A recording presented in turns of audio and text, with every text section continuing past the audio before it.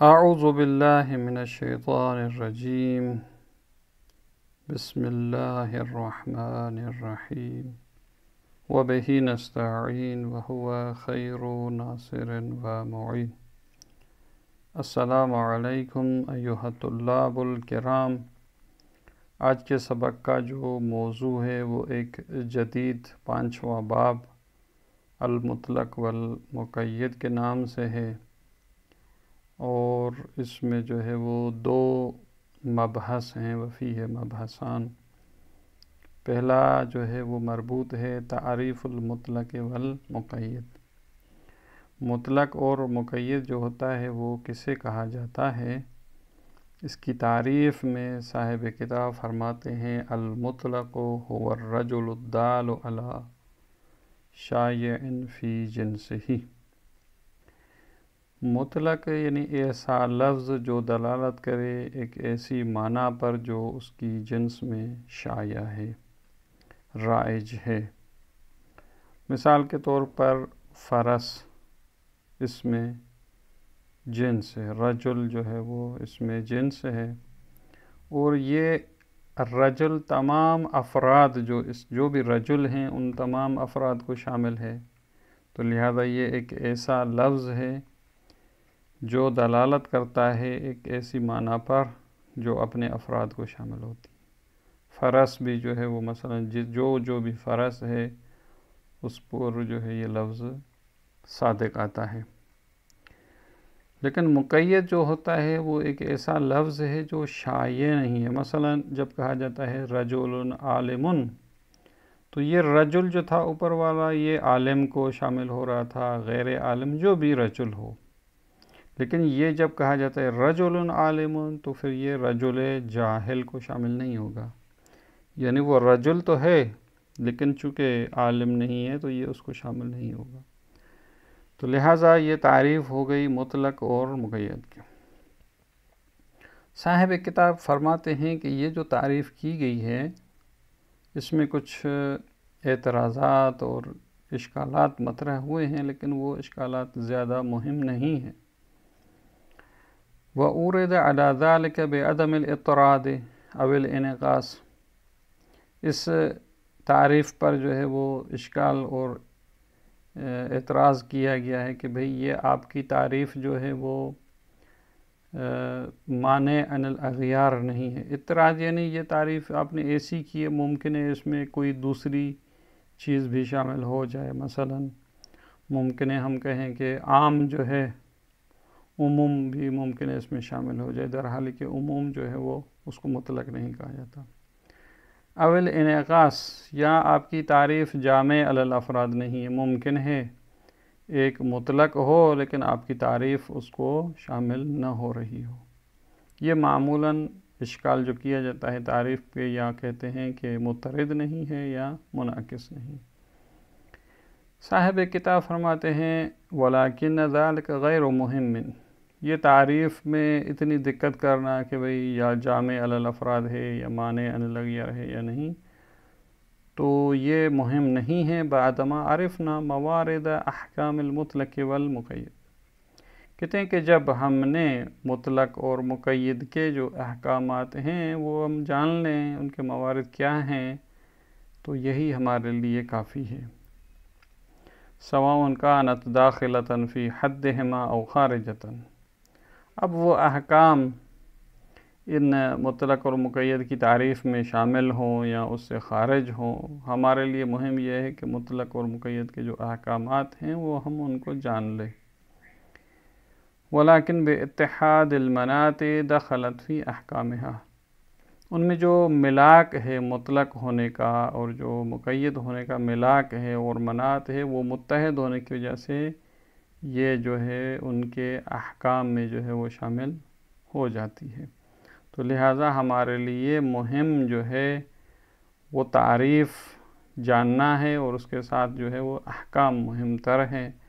کہ مطلق کے کیا موارد ہیں، کون سے احکامات ہیں۔ تو لہٰذا اسی پر جو ہے صاحب کتاب نے جو ہے وہ ذکر کر کے جو ہے پھر آگے موارد کی طرف جو ہے وہ اشارہ فرماتے ہیں۔ وَتِلْكَ الْمَوَارِدُ فِي الْمُطْلَق، کہتے ہیں وہ جو چیز ہم نے کہی تھی کہ موارد احکام مہم ہیں، تو وہ یہ ہیں کہ وَتِلْكَ الْمَوَارِدُ فِي الْمُطْلَقِ ہے اسماء الماہیات، مطلق میں جو چیزیں شامل ہوتی ہیں وہ ایک تو ماہیات کے جتنے بھی نام ہیں، ماہیت یعنی ما ہوا کے جواب میں جو واقع ہوتا ہے اس کو ماہیت کے، مثلاً صلات ایک ماہیت کا نام ہے، ایک خاص قسم کے افعال ہیں، اس کی تعریف ہے۔ مثلا صوم، روزہ رکھنا، یہ بھی ایک ماہیت ہے۔ یا جو مطلق جن کے لیے استعمال ہوتا ہے وہ اجناس، اسماء جنس جو ہیں، تو لہذا اسماء ماہیت بھی ہیں اور اس کے ساتھ جو ہے وہ اسماء اجناس ہے۔ مثلاً الاسد اسم جنس ہے، یہ جتنے بھی شیر جو ہیں ان سب کو شامل ہوتا ہے۔ یا الرجل جو ہے وہ جنس رجولیت، تو یہ جو ہے جس پر رجولیت صادق آتی ہے اس پر جو ہے وہ جنس کے ساتھ یہ لفظ بھی شائع ہے اس معنی میں۔ والنکرات، اور اسی طریقے سے نکرات بھی ہیں۔ اب یہ نکرات جو ہے مثلا رجل کوئی بھی، رجل، مرأۃ کوئی بھی عورت، تو یہ نکرہ جو ہے وہ معنی غیر معینہ ہے، یعنی کوئی معین نہیں ہے، کوئی بھی ہو سکتا ہے۔ وہ امثالھا، تو یہ وہ موارد ہیں جہاں پر ہماری بحث ہوگی مطلق اور کے حوالے سے۔ اور اس کے بعد وفی المقید، وہ جو مقید ہوتا ہے، ہی المطلق الموصوف بوصف، کہتے ہیں کہ مطلق جہاں پر جو تھا کوئی قید نہیں تھی، لیکن جو مقید ہوتا ہے وہ ایسا مطلق ہے جس میں کسی صفت کا اضافہ کیا جائے۔ الموصوف بصفت، جس طرح مثلاً رجل عالم، رجل موصوف ہے، اس میں عالم ہونے کی صفت کا جو ہے وہ مثلاً اضافہ کیا جائے۔ او بقید، مثلا کہا جائے رجل فی البیت، تو جس طرح یہ رجل عالم جو ہے رجل جاہل کو شامل نہیں ہوتا،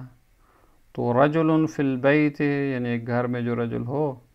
تو یہ بھی جو ہے وہ محدود ہو جاتا ہے، اس کا دائرہ محدود ہو جاتا ہے، لہذا اب رجل فی السوق جو ہے اس کو شامل نہیں ہوگا، یا رجل جو ہے وہ فی المسجد اس کو شامل نہیں ہوگا۔ لیکن یہ جو رجل تھا سب کو شامل تھا، چاہے وہ عالم ہو، چاہے جاہل ہو، چاہے گھر میں ہو، چاہے بازار میں ہو، کہاں بھی ہو، تو لہذا یہ مطلق ہے، اس کے مقابلے میں جو ہے کچھ وصف ہوتی ہے، قید ہوتی ہے۔ یا والاعلام، یا اعلام جو ہے علم ہوتے ہیں، مثلا ایک شخص حسن جو ہے وہ اب ہر کسی کو حسن نہیں کہہ سکتے، جو ہے یہ مسئلہ مقید ہے۔ وہ امثالھا، تو اب یہ موارد ہمارے لیے صاحب کتاب کہتے ہیں کہ مہم ہے کہ ہم ان کو پہچانیں، جہاں اس میں ماہیت ہو، اس میں جنس ہو، اس میں نکرہ ہو، تو وہاں پر جو ان کی معنی ہے وہ اس میں شیوع پایا جاتا ہے، اس میں تمام افراد کو وہ شامل ہوتی ہے، لیکن جو مقید ہوتا ہے اس میں ایک قید کا جو ہے وہ اضافہ ہوتا ہے۔ اب یہ معنی جاننے کے بعد سوال یہ پیدا ہوتا ہے کہ اس میں ماہیت یا جنس یا ان کی جو دلالت ہے وہ دلالت آیا وضعی ہے، یعنی ان کو وضع کیا گیا ہے، مثلا صلات کو، اسد کو، رجل کو، یہ وضع کیا گیا ہے کہ یہ اس مطلق ہونے پر دلالت کریں۔ ان میں جو اطلاق اور جو سریان ہے وہ از دلالت وضعی کے ذریعے سے سمجھ میں آتا ہے۔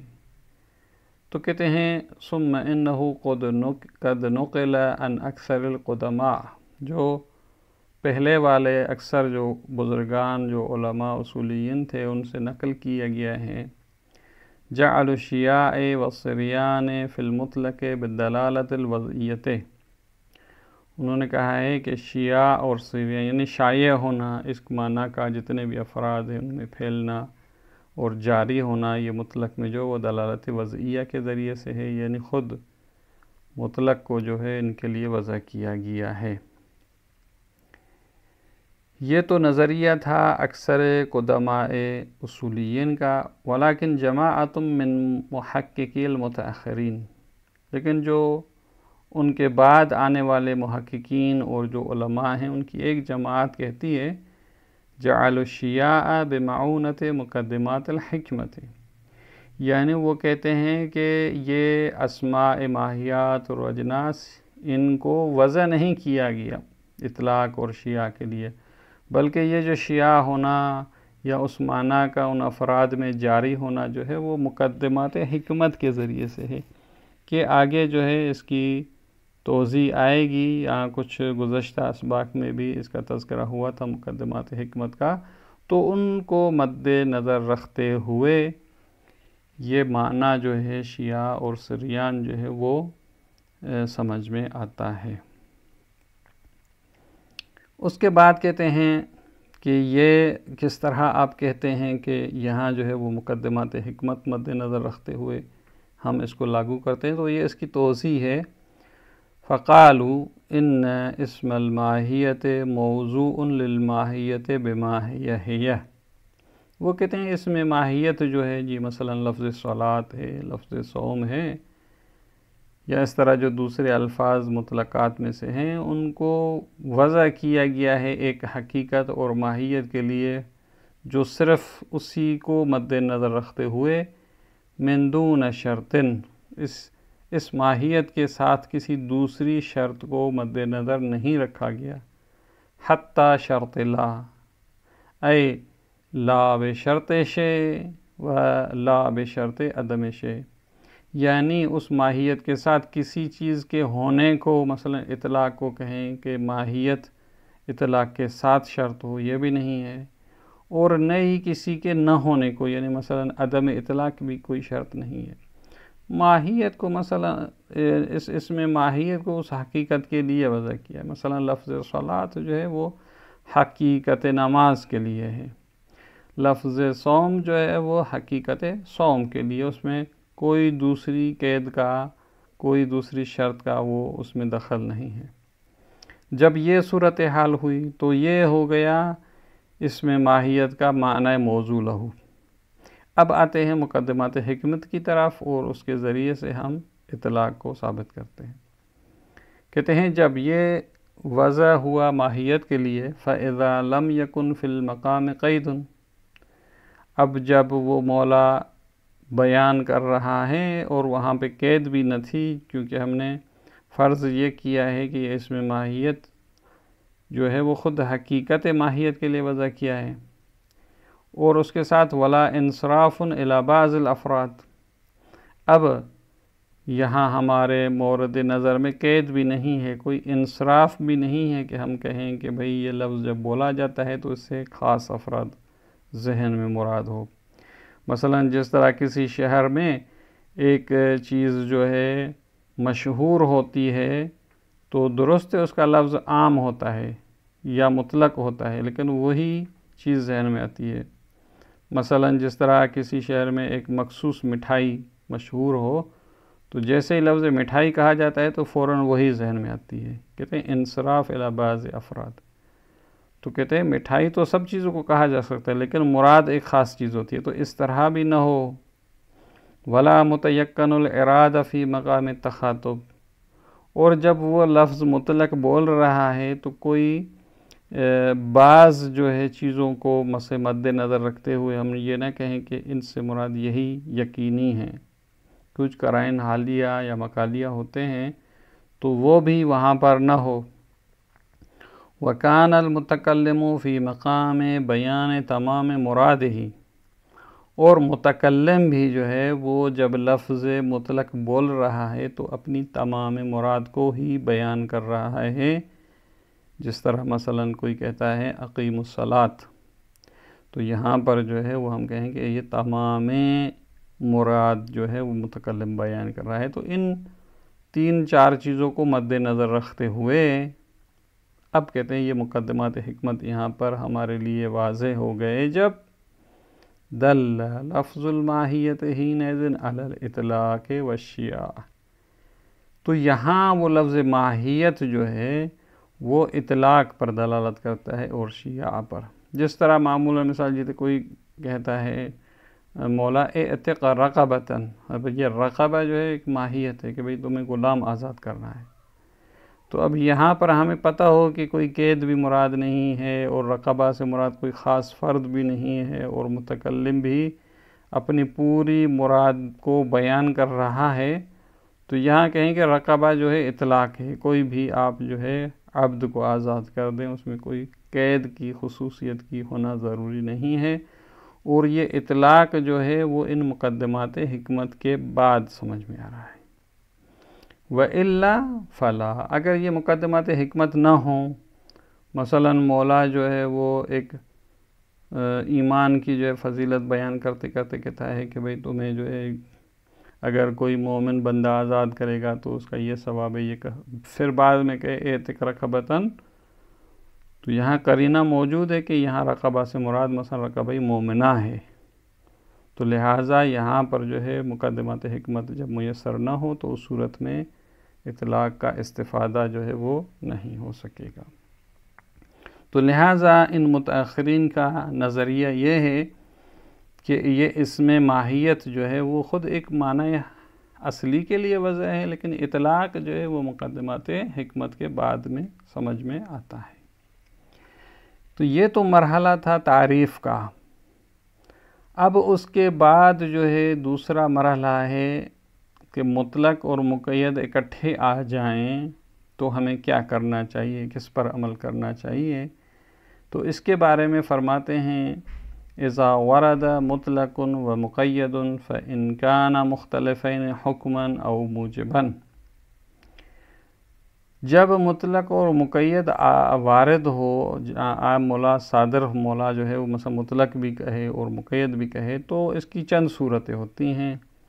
ایک تو یہ ہے کہ دونوں مختلف ہیں، مطلق اور مقید جو ہے وہ حکم کے اعتبار سے، جس طرح نیچے اس کی مثالیں آ رہی ہیں، یا سبب کے اعتبار سے مختلف ہو، تو اس کا نتیجہ یہ ہے کہ فلا اشکال فی العمل بہما وعدم التقیید ولا خلاف عندنا۔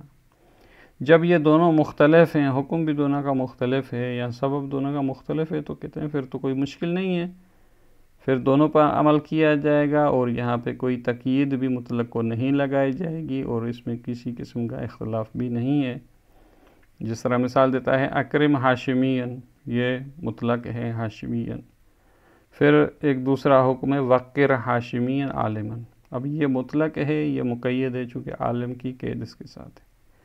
تو یہاں حکم جو ہے اکرام کا ہے، یہاں حکم جو ہے توقیر کا ہے، تعظیم کا ہے، تو دونوں حکم الگ الگ ہیں، یہاں پر بھی اس پر بھی عمل کیا جائے گا، اس پر بھی عمل کیا جائے گا، کوئی مشکل نہیں ہے۔ یہاں ایک دوسری مثال جو موجب مختلف ہو، کہتے ہیں ان ظاہرت فاعتق رقبۃ، اگر تم نے ظہار کر دیا تو تمہیں عبد جو ہے وہ آزاد کرنا ہوگا۔ وَإِن قَتَلْتَ، اگر تم نے قتل کر دیا، فَأَعْتِقْ رَقَبَةً مُؤْمِنَةً، تو تمہیں جو ہے وہ عبد مومنہ آزاد کرنا ہوگا۔ تو یہاں دیکھیں موجب الگ ہے، یہاں جو ہے ظہار کیا تو رقبہ مطلق ہے، قتل کیا تو رقبہ کی قید ہے کہ مومنہ، کہتے ہیں کوئی مشکل نہیں ہے، ظہار کی وجہ سے یہ رقبہ آزاد کیے گا، مطلق ہے کوئی بھی ہو، لیکن اگر قتل کیا ہے تو شرط ہے کہ رقبہ یہ مومنہ ہو۔ تو لہذا جہاں مختلف تھے حکمان یا موجبان تو دونوں پر عمل کیا جائے گا۔ وَإِن كَانَا مُتَّحِدَيْنِ، یہاں مختلفین تھا، کہتے ہیں دونوں حکم کے اعتبار سے متحد ہیں، وَمُوجِبًا، یا سبب دونوں کا ایک ہو، تو یہاں پھر جو صورتیں ہیں وہ تین صورتیں بنتی ہیں۔ فَهُنَا ثَلَاثُ صُوَرٍ اما ان یکون ایجابیین، تو دونوں جو ہیں وہ موجبہ ہوں گے یعنی مثبت میں ہوں گے، و اما ان یکون سلبیین، دونوں جو ہے وہ منفی صورت میں ہوں گے، و اما ان یکون مختلفین، یا دونوں جو ہے وہ مختلف ہوں گے۔ تو تینوں صورتوں کے الگ الگ احکامات ہیں کہ انشاءاللہ ان کو اگلے جلسے میں پڑھیں گے۔ والسلام علیکم ورحمۃ اللہ وبرکاتہ۔